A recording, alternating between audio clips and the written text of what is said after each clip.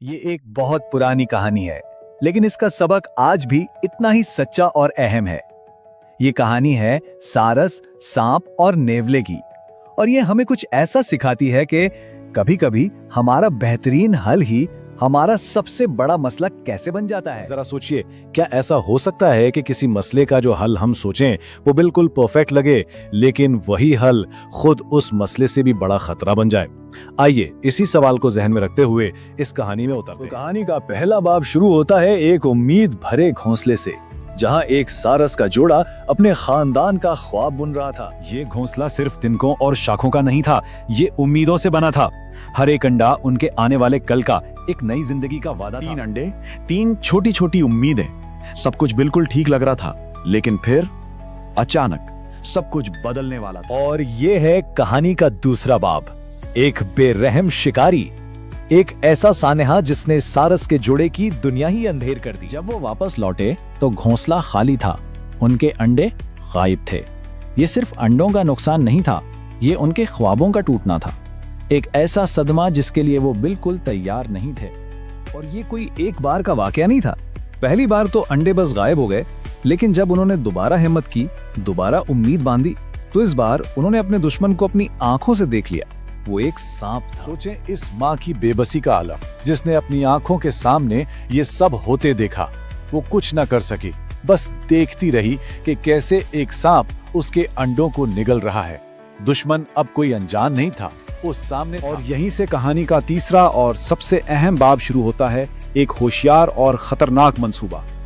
जब उम्मीद खत्म हो जाती है तो इंसान अक्सर खतरनाक रास्ते इख्तियार कर लेता है। इसी मायूसी के आलम में सारस अपने पुराने और अक्लमंद दोस्त केकड़े के पास पहुंचा। शायद यहाँ से कोई रास्ता निकल आए। केकड़े ने कहा, फिक्र ना करो मेरे दोस्त, हम मिलकर कोई ना कोई हल जरूर निकाल लेंगे। इन अल्फाज ने सारस में एक नई हिम्मत पैदा की, और फिर केकड़े ने एक मंसूबा पेश किया। केकड़े का मंसूबा वाकई बहुत ज़हीन था। पहला कदम, छोटी मछलियां पकड़ो। दूसरा कदम, उन मछलियों से एक रास्ता बनाओ, नेवले के बिल से लेकर सीधा सारस के दरख्त तक। और आखिरी कदम, बस इंतजार करो, नेवला खुद आएगा और सांप का खात्मा कर देगा।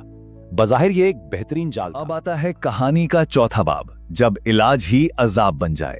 आइए देखते हैं कि इस कामिल मंसूबे का अंजाम क्या हुआ। और मंसूबा बिल्कुल ठीक काम कर गया। नेवला मछलियों की बू के पीछे पीछे आया और सीधा सांप तक पहुंच गया। फितरत के 2 शिकारी आमने सामने थे, और एक ऐसी शदीद लड़ाई शुरू हुई जिसका फातेह सिर्फ एक ही हो सकता था। ऊपर अपने घोंसले में बैठे सारस ने सुख का सांस लिया। उनका दुश्मन सांप आखिरकार मारा गया था। उन्हें लगा कि बस अब वो हमेशा के लिए महफूज हो गए हैं। लेकिन उन्होंने एक मसले को हल करने के लिए एक और शिकारी को दावत दी थी। सांप तो चला गया, लेकिन नेवला वो तो अभी वहीं था, और अब उसकी नजरें सीधा घोंसले पर थीं। उनकी ये खुशी सिर्फ चंद लम्हों की थी। जब लड़ाई का शोर थमा तो उन्होंने एक नई खौफनाक हकीकत का सामना किया। उनका निजात दहिंदा ही उनका नया दुश्मन बन चुका था। नेवले ने सांप को मारने के बाद उनके अंडे भी खा लिए थे।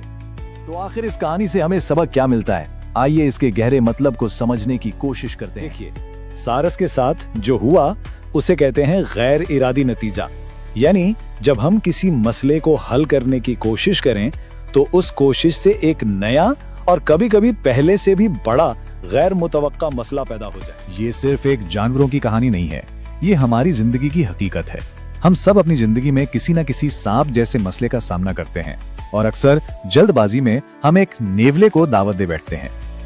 मिसाल के तौर पर माली मुश्किलात से निपटने के लिए फौरी कर्ज ले लेना, जो बाद में सूद के एक बहुत बड़े मसले में बदल जाता है। इस पूरी कहानी से 3 बातें हमेशा याद रखने वाली हैं। पहली, हर वो हल जो बहुत आसान लगे उस पर एक बार शक जरूर करें।